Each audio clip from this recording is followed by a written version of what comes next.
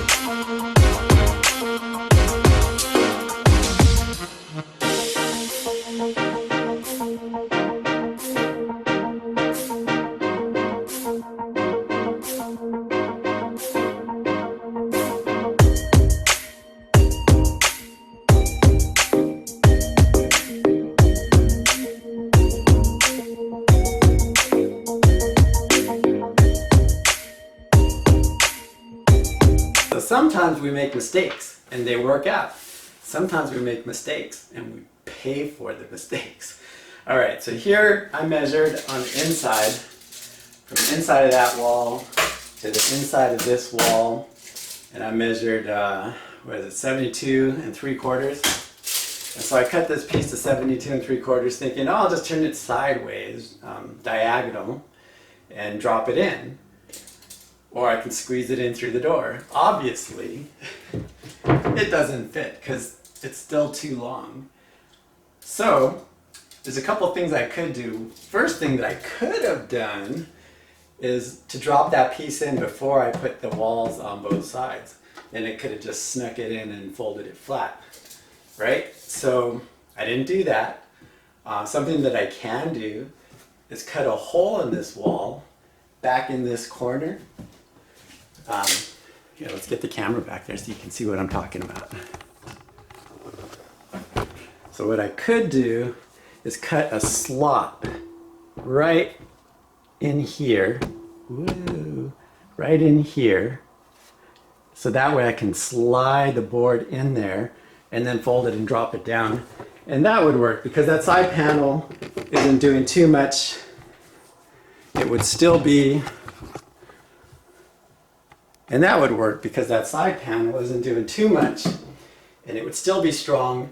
And either way, I'm going to skin it on the outside. If I put that slit right back in here, you wouldn't see it. But then I got to thinking, well, at some point I might need to take this thing apart. So why not just slice this down the middle and treat each side separately.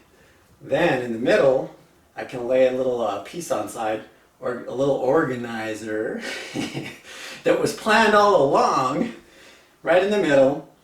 Add a little slot of wood right on top of it, nice white one, and then drop each side down separately. And then the shelf on this side can be at a different level than the shelf on the other side. The bottom one will be the same, but the ones on top will be at different levels. So, because I'm probably going to put sump on this side, if I put a sump. And maybe I'll need the whole depth of that. So anyway, that's what I'm going to do.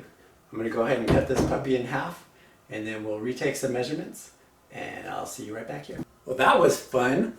I got to cut around all my 2x4s and split down the middle, and that took a little while. I didn't want to put it all on film because, man, I wish I had a crew person to come and film me, but I was going back and forth, back and forth, back and forth with all these little cuts. Anyway, looks pretty good. You might ask, why didn't I skin the inside?